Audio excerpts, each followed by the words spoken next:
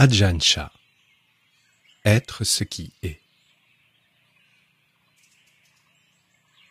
Troisième partie.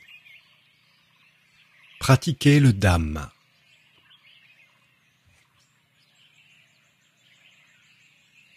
Le chemin qui mène à la paix.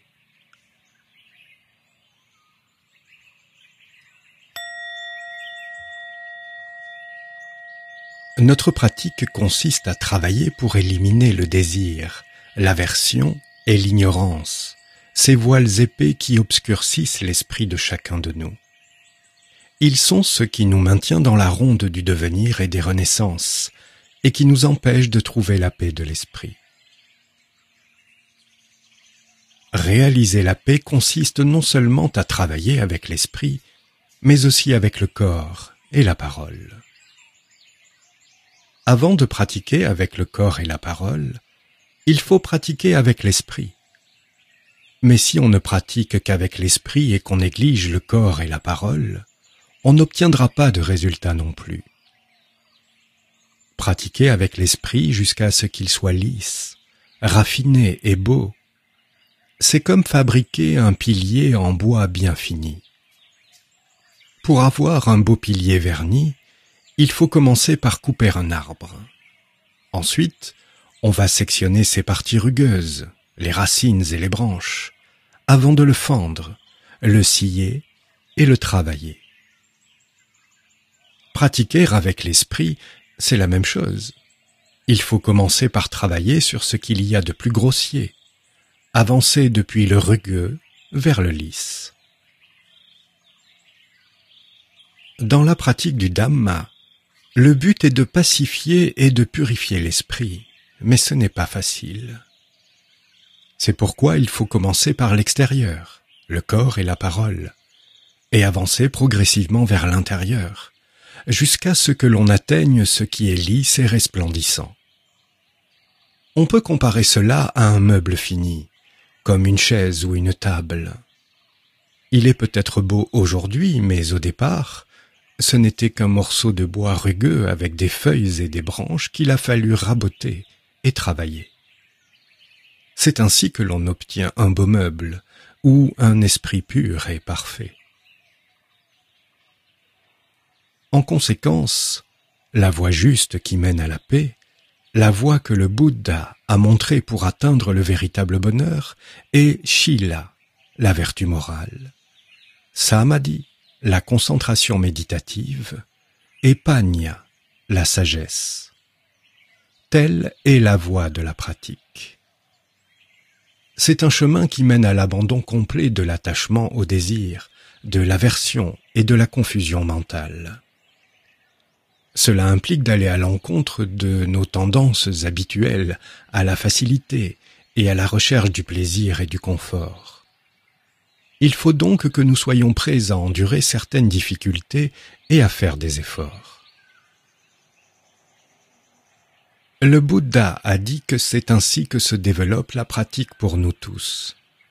Ses disciples qui sont allés jusqu'au bout de la voie et ont trouvé l'éveil ultime avaient été auparavant des êtres ordinaires vivant dans le monde, tout comme nous. Ils avaient des bras et des jambes, des yeux et des oreilles, de l'avidité et de la colère, tout comme nous. Ils n'avaient aucun trait particulier qui les rendait essentiellement différents de nous. Ils ont pratiqué et ils ont fait apparaître l'éveil à partir du non-éveillé, la beauté à partir de la laideur, et un grand bienfait à partir de ce qui était inutile. Il faut que vous compreniez que vous avez le même potentiel. Vous êtes constitué des 5 agrégats, tout comme eux. Vous avez un corps, des ressentis agréables et désagréables, des souvenirs et des perceptions, des formations mentales et une conscience sensorielle, ainsi qu'un esprit agité et vagabond. Et vous êtes capable de faire la différence entre le bien et le mal. Tout est exactement comme pour eux.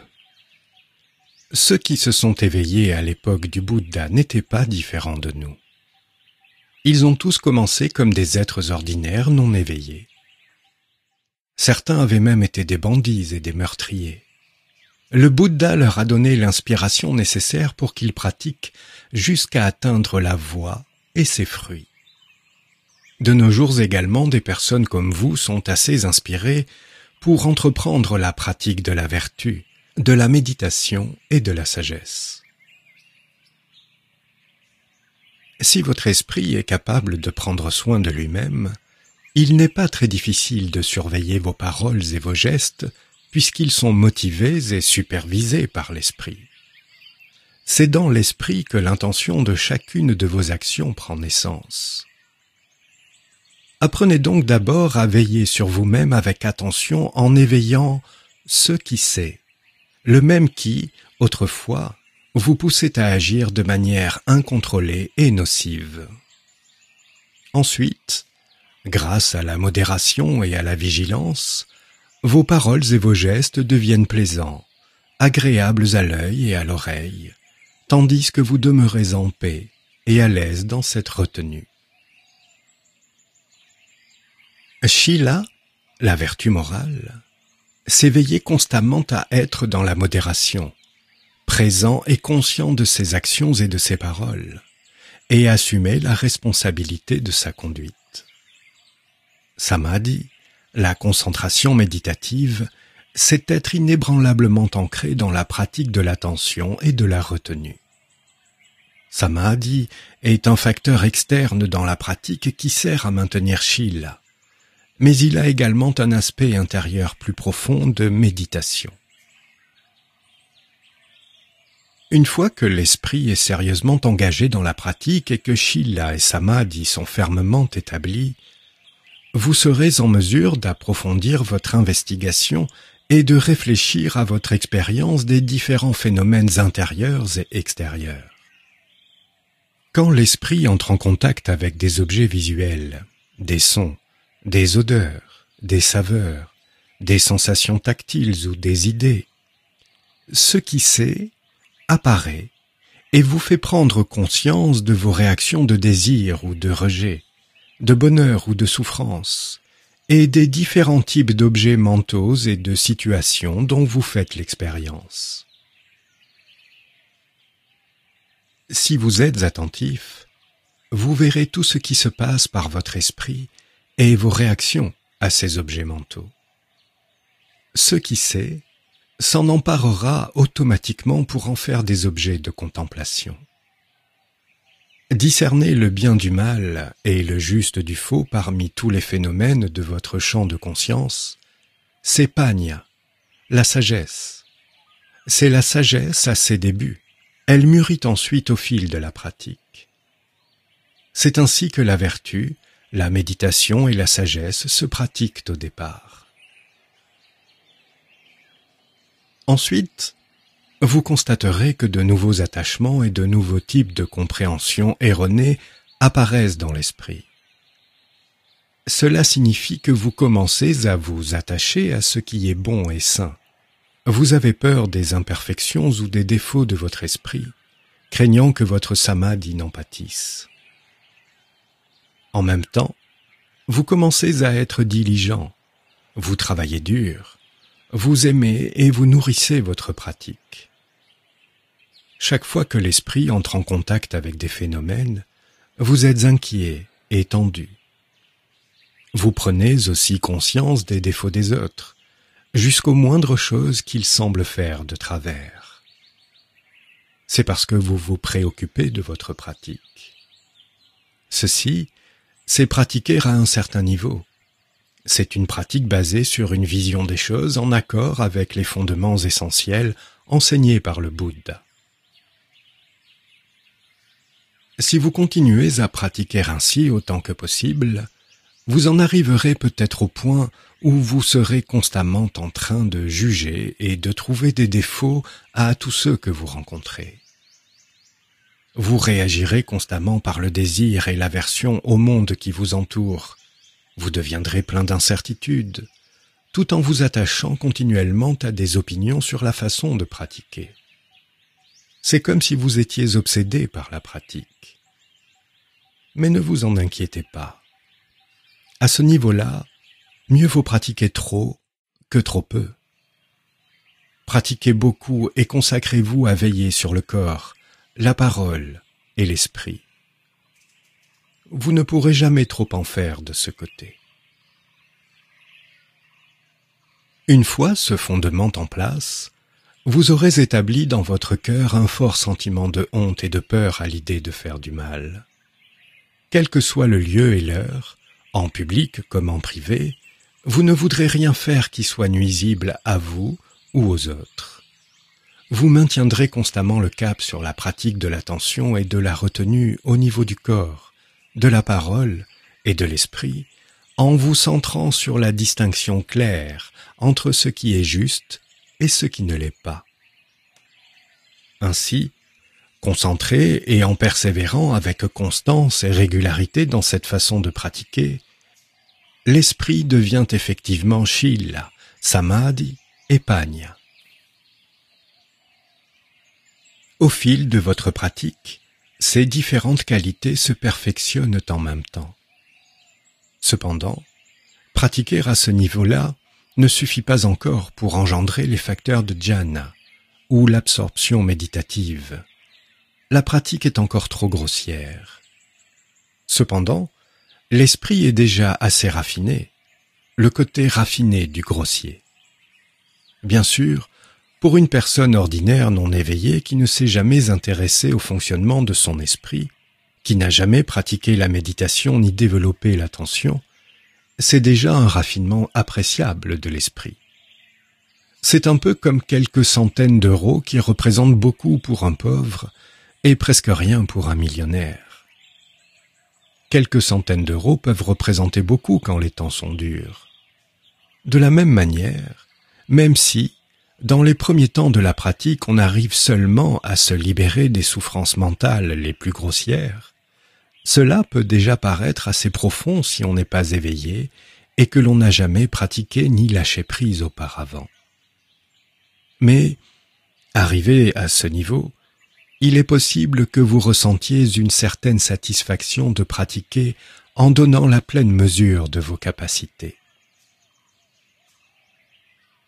Si c'est le cas, cela signifie que vous avancez sur la voie juste. Vous en êtes encore à la première étape, laquelle est assez difficile à suivre avec constance. Tandis que vous l'approfondissez et que vous la raffinez, Shila, Samadhi et Panya vont mûrir ensemble à partir de ce matériau brut. C'est comme les cocotiers. Ils absorbent l'eau de la terre et la font remonter par le tronc.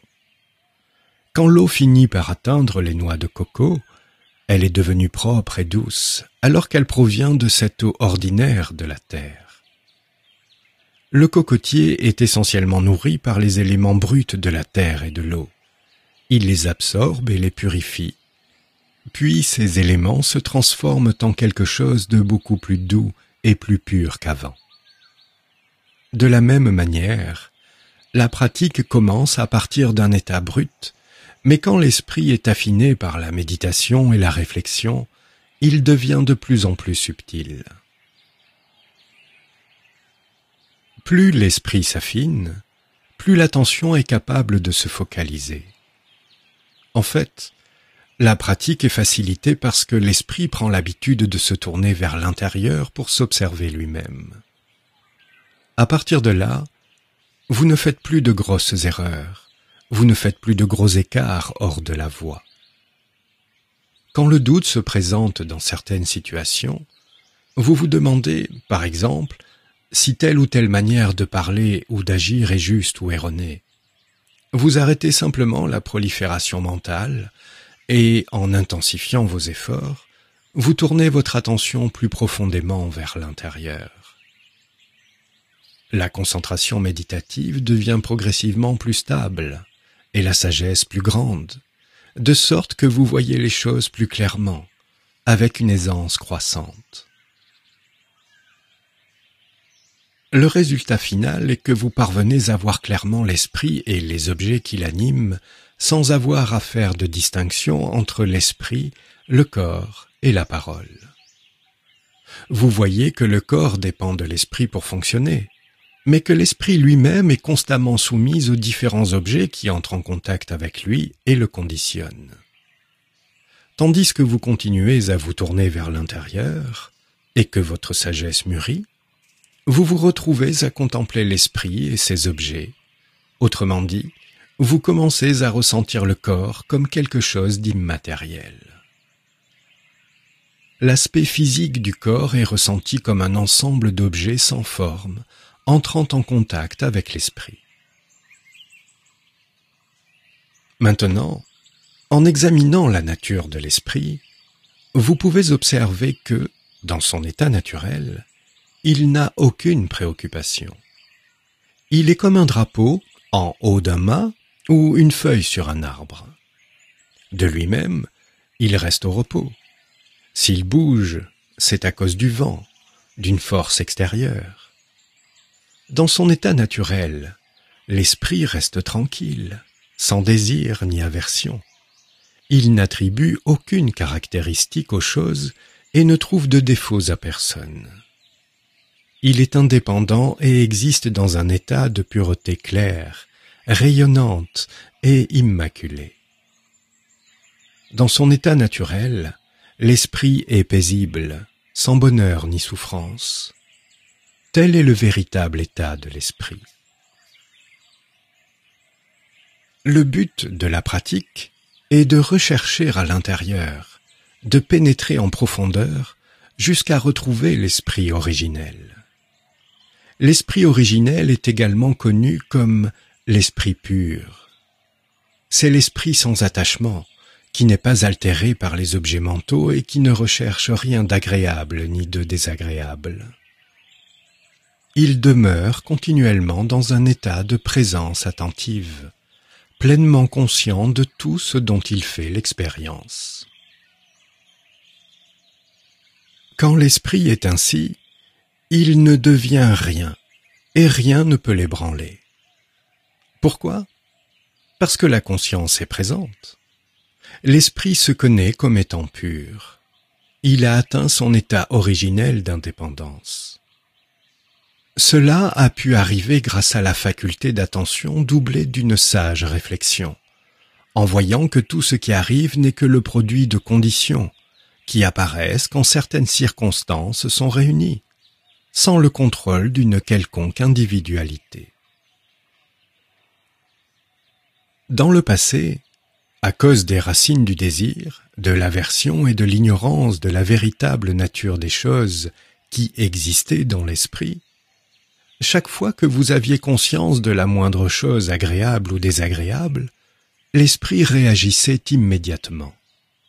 Vous vous en saisissiez et vous étiez forcé de passer par des états de bonheur ou de souffrance. Vous étiez constamment emporté dans ces états mentaux. Grâce à une sage réflexion, vous pouvez maintenant voir que vous succombiez à de vieux schémas d'habitudes et de conditionnements. L'esprit lui-même est libre, en réalité, mais vous souffriez du fait de vos attachements. Il en va ainsi tant que l'esprit ne se connaît pas, tant qu'il n'est pas éveillé. Il n'est pas libre, il est influencé par tous les phénomènes qui entrent dans son champ de conscience. En d'autres termes, il est sans refuge, incapable de dépendre véritablement de lui-même. L'esprit originel, au contraire, est au-delà du bien et du mal. Mais quand vous vous en séparez, tout devient incertain, et il se produit un enchaînement infini de naissances et de morts, d'insécurité, d'anxiété et de difficultés, sans aucun moyen d'y mettre fin. D'ordinaire, si quelqu'un vous critique, vous en êtes perturbé. Recevoir des impressions sensorielles désagréables, quand on n'est pas parfaitement présent et attentif, donne l'impression d'être poignardé. C'est de l'attachement. Une fois que vous avez été poignardé, il y a devenir et changement, et cela devient la cause d'une naissance dans un autre état. Mais si vous vous exercez à ne pas attacher d'importance au phénomène, rien n'apparaît dans l'esprit. C'est comme si quelqu'un vous houspillait dans une langue étrangère. Les mots n'ont aucun sens pour vous. de sorte que vous n'absorbez pas l'information et que vous ne créez aucune souffrance. Samadhi signifie un esprit dont la concentration est stable et, plus vous pratiquez, plus elle devient stable. Plus vous contemplez, plus vous prenez confiance. Il devient plus facile de voir l'apparition et la disparition de la conscience un moment après l'autre. L'esprit devient vraiment stable jusqu'au point où absolument rien ne peut l'ébranler, et vous savez en toute confiance qu'aucun phénomène n'a le pouvoir de l'agiter. Si l'esprit passe par des états mentaux bons et mauvais, de bonheur et de souffrance, c'est parce qu'il se laisse tromper par les objets qu'il perçoit, alors qu'en réalité les objets de l'esprit sont les objets de l'esprit, et l'esprit est l'esprit.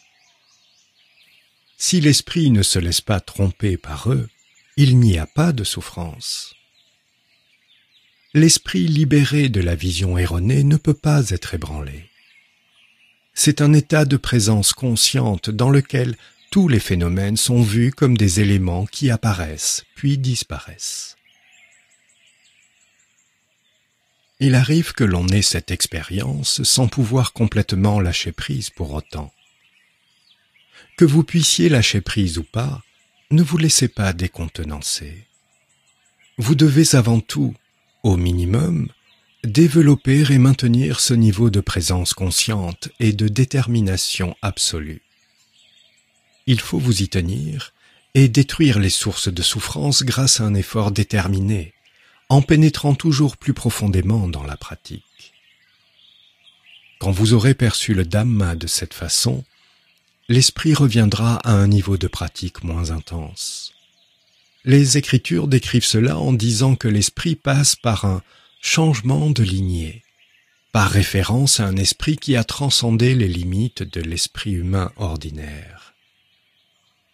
C'est l'esprit de la personne ordinaire non éveillée qui fait une brèche dans le domaine du noble être éveillé. Mais cela se produit encore dans les limites de l'esprit de la personne non encore éveillée. Une telle personne, ayant progressé dans sa pratique jusqu'à gagner une expérience temporaire du Nibbana, s'en retire et continue à pratiquer à un autre niveau parce qu'elle n'a pas encore tranché toutes ses afflictions. C'est comme quelqu'un qui veut traverser une rivière. Arrivé à mi-chemin, il sait bien que la rivière a 2 berges, mais il n'arrive pas à la traverser complètement. Alors, il recule. Comprendre qu'il y a 2 berges, c'est comme changer de lignée. Cela signifie que l'on connaît le chemin qui mène au-delà des afflictions mentales, mais que l'on n'est pas encore capable de le suivre. Alors, on recule. Une fois que l'on a fait soi-même l'expérience de la réalité de l'état de transcendance, cette connaissance demeure constamment présente, et on continue à pratiquer la méditation et à développer les perfections spirituelles. On est sûr, tant du but à atteindre que de la voie la plus directe pour y parvenir. Pour dire les choses simplement, cet état qui est apparu est l'esprit lui-même. Si on contemple les choses selon la vérité de ce qui est, on constatera qu'il n'existe qu'une seule voie et qu'il n'y a rien d'autre à faire dans la vie que la suivre. On comprend que les états de bonheur et de souffrance ne sont pas la voie à suivre. S'attacher aux uns comme aux autres causera l'apparition de la souffrance. On comprend cela et on est attentif à maintenir cette vision juste des choses, mais, en même temps, on n'est pas encore capable d'abandonner complètement ses attachements. Il faut donc avancer sur la voie du milieu, ce qui signifie être conscient des différents états de bonheur et de souffrance et, dans le même temps, les tenir à distance. Chaque fois que l'esprit s'attache à un état de bonheur ou de souffrance, on est toujours conscient de cet attachement. Même quand on se saisit des états positifs, on ne les encourage pas et on ne les valorise pas. De la même manière, on n'éprouve ni arrogance ni crainte face aux états négatifs. On peut ainsi observer l'esprit exactement tel qu'il est réellement et, à tout moment, prendre la voie médiane de l'équanimité comme objet de l'esprit. L'équanimité ne manquera pas d'apparaître comme étant la voie à suivre, et on devra avancer sur cette voie, pas à pas. Quand finalement l'esprit est pleinement conscient des différents états positifs et négatifs, il est en mesure de mettre de côté le bonheur et la souffrance, le plaisir et la tristesse, de mettre de côté tout ce qui est le monde, et de devenir celui qui connaît le monde. L'esprit qui a cette pleine connaissance peut enfin lâcher prise et s'apaiser, pour la simple raison que l'on a pratiqué et avancé sur la voie jusqu'à ce point. On sait ce qu'il faut encore faire pour arriver au bout du chemin, et on continue à investir les efforts nécessaires pour déraciner et déloger ces attachements. Quand on se concentre sur les conditions de l'esprit d'instant en instant, il n'est pas nécessaire d'aller voir un maître pour parler de son état d'esprit ou de faire quoi que ce soit de spécial. Quand on est attaché à des états d'esprit heureux ou malheureux, il doit y avoir en même temps la claire et ferme compréhension qu'un tel attachement est le fruit d'une vision erronée. C'est un attachement au monde, c'est être piégé dans le monde. Qu'est-ce donc qui crée le monde ?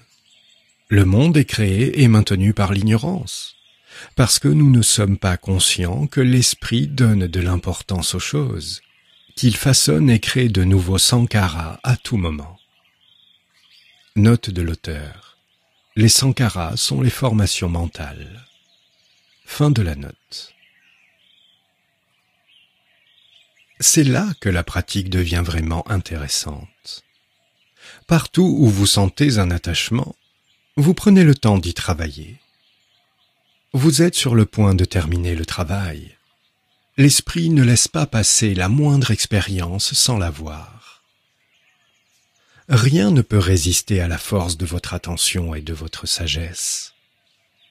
Même si l'esprit est happé par un état négatif, vous le savez, vous en êtes conscient. C'est comme marcher sur des épines. Bien sûr, on ne fait pas exprès de marcher dessus. On essaye de les éviter, mais cela arrive tout de même. Dans ce cas, que ressentez-vous ? Une fois que vous connaissez la voie de la pratique, vous savez ce qu'est le monde, ce qu'est la souffrance et ce qui vous attache au cycle incessant de la naissance et de la mort. Bien que vous le sachiez, vous n'êtes pas encore capable d'éviter de marcher sur ces épines. L'esprit suit toujours les différents états de joie et de chagrin, mais il ne se perd plus complètement dedans. Vous maintenez un effort soutenu pour éliminer tout attachement dans l'esprit, pour effacer de l'esprit tout ce qui est le monde. À ce stade, tout ce qui est extérieur a été mis de côté et, dès lors, vous vous contentez d'observer le corps et l'esprit. Vous observez l'esprit, et vous voyez que ce qui l'habite apparaît et disparaît. Vous comprenez qu'après être apparu, tous les objets de l'esprit disparaissent. Leur disparition s'accompagne d'une nouvelle apparition. Naissance et mort, mort et naissance. La cessation est suivie de l'apparition, et l'apparition est suivie de la cessation. Finalement, vous observez simplement la cessation. Une fois que l'esprit pratique ainsi et fait cette expérience, il n'a pas besoin de suivre ou de rechercher quoi que ce soit d'autre. Il est parfaitement attentif et conscient de tout ce qui peut apparaître. Voir, c'est simplement voir. Savoir, c'est simplement savoir. L'esprit et les phénomènes sont simplement comme ils sont. L'esprit n'ajoute rien à ce qui est. Alors, continuez à pratiquer, à calmer l'esprit peu à peu, Si vous vous mettez à penser, ce n'est pas grave. Si vous ne pensez pas, ce n'est pas grave. L'important est de développer cette compréhension du fonctionnement de l'esprit.